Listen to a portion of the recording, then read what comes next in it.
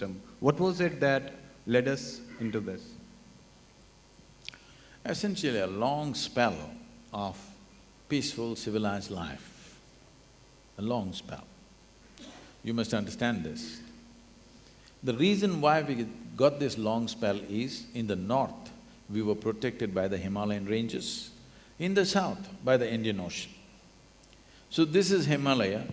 The Indian Ocean that we call today as Indian Ocean, at that time was called as Indusagara.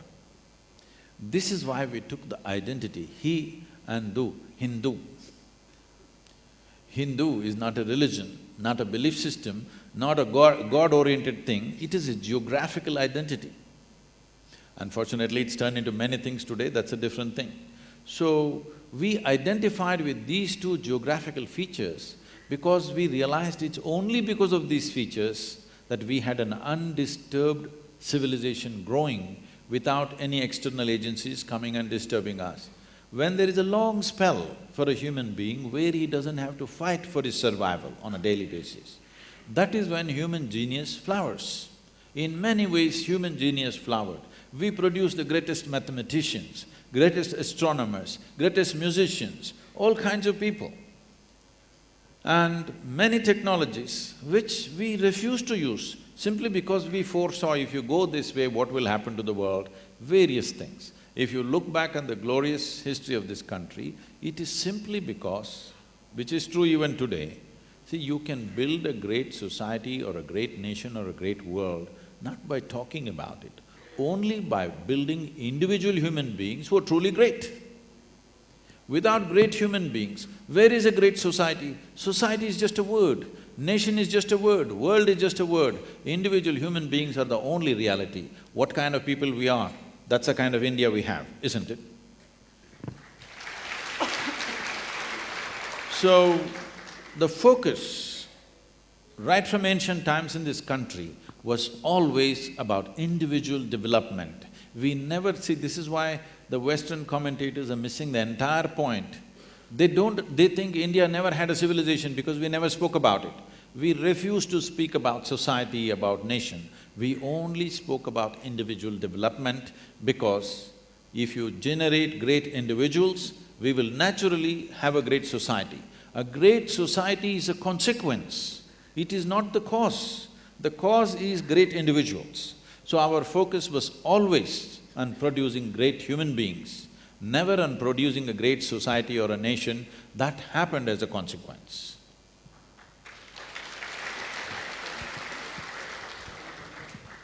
Do you think that from ancient times till now, do you think that things in India have changed?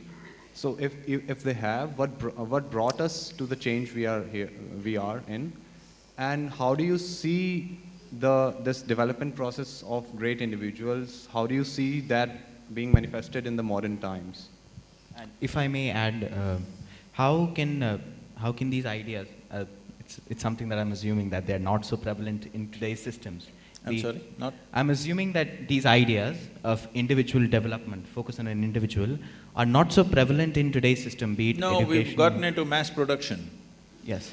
Yes, of everything. yes. So how can we actually bring them back, and how should India then, if I ask a larger question, how should India's model of development be? Is it just aping the West, or can we bring back those elements of individual development? See, for anything to happen, you need a certain ecosystem, certain economic, a certain economic depth for people to able to do it. You must understand this. The generation that we were growing up, our parents were just crazy that you must somehow get one degree and get into a government job. Your parents are not doing that. They're thinking little more easy. They're trying to explore things. They want you to do a startup, they want you to do a business, they want you to get into sport. This was never there. They were just saying, get a job somehow, otherwise you'll be on the street. This was the level of economics of the time. Today there is a little more economic space where parents are looking at their children little differently. Still we are little compressed in the heads, but little more ease than what it was 40–50 years ago. Ask all your professors. They were just push, get a job, first thing. Today, parents are not looking like that, they're looking at what can you create, what can our children create, what can they live, how about their happiness. Nobody ever thought about our happiness. Okay? So, it needs a certain economic depth for any society to experiment, to have little more freedom to do things. Otherwise, putting them through the extruder and getting them out in some form in which they're useful, this is what the society will do. This is a natural consequence of 15, 20 generations of extreme poverty. This mental structure and this economic structure is a consequence of 15 to 20 generations of extreme poverty. Very bad poverty means India has suffered poverty like nobody else. People may show, pictures of Africa and stuff, you must know this. In Africa, there have been famines, there have been wars, unnecessary wars and tribal wars which have caused this in small scale. In India, the level of malnourishment and poverty that's happened in the last 2 centuries is most painful. No other nation on the planet has suffered as much as this country. No other country has lost as many people as we have lost in the last century just for hunger and lack of nourishment. Even today it is true, though we are much better today, even today unfortunately it is true that we have the highest number of malnourished people in the country. More than 60% of the rural population, even today, they have not grown, their skeletal system has not grown to full size. When they're in that state, you're only thinking how to make a living. You're not thinking of how to open up human genius. You're not interested in all that. You're not thinking how to become self-realized. You're only thinking how to make a living. So this has happened to us because we've been an occupied nation for too long. We've been ripped off in every other way. There's no point blaming somebody, we didn't take care of it at that time, it went out of our hands. But 250, 300 years ago, everybody wanted to come to India. Why? Because it was the richest country on the planet. We occupied a 33% space in the economic space of the planet at one time. Today probably we are 2 or 3%. So, because of this extreme poverty, we have a certain mindset. But I think in a generation or in next 15, 20 years, a whole lot of people will come out of this. Because there's little more ease, little more space to play with, little more space to push it. So as a part of this, we are creating this space in many ways. We have 3 types of education, in Isha.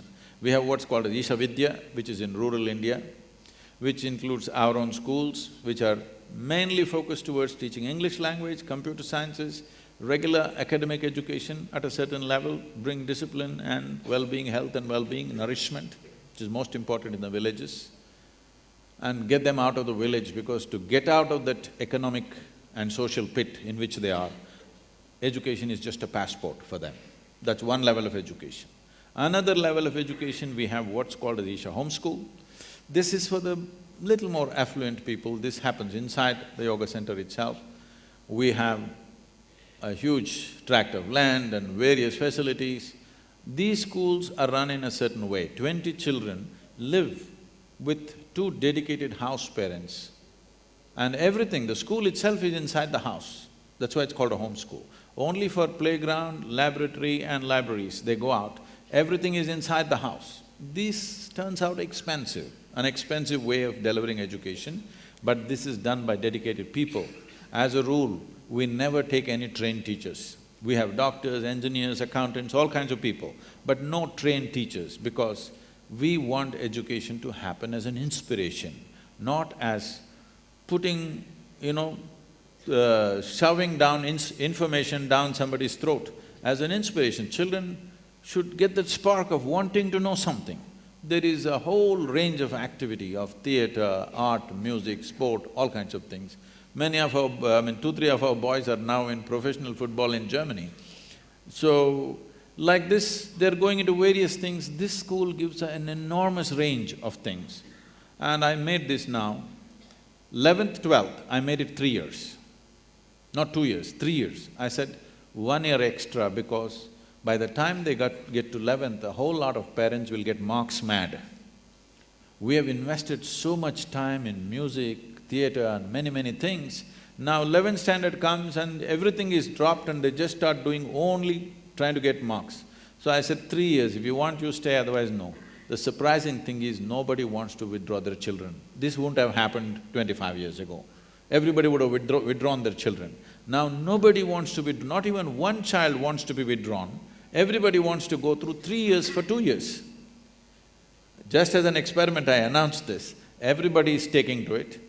The idea is, see, Indians, wherever I go, what I see is they are in the best jobs, they're earning well, they're highly qualified, but they can't sing, they can't dance, they can't paint, they can't do any damn thing except going to work. Really, this is an unfortunate thing, there's no life. So, so I thought we must invest enough in the children. Before they get into professional colleges, we have to invest enough in their art, music, sport, variety of interest. They must explore many things. There's another school which we call as Isha Samskriti.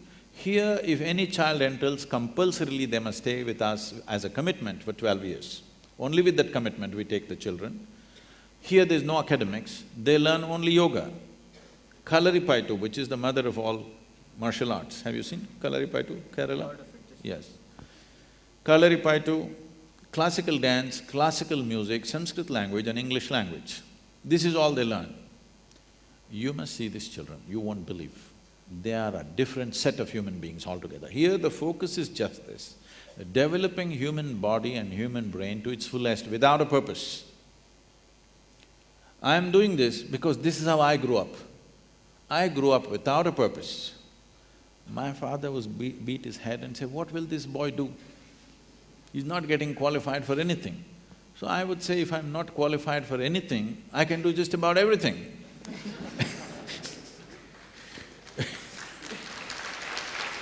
So, these children are growing up in such a way, most amazing, you won't believe it unless you see it. I'm just to tell you an experience.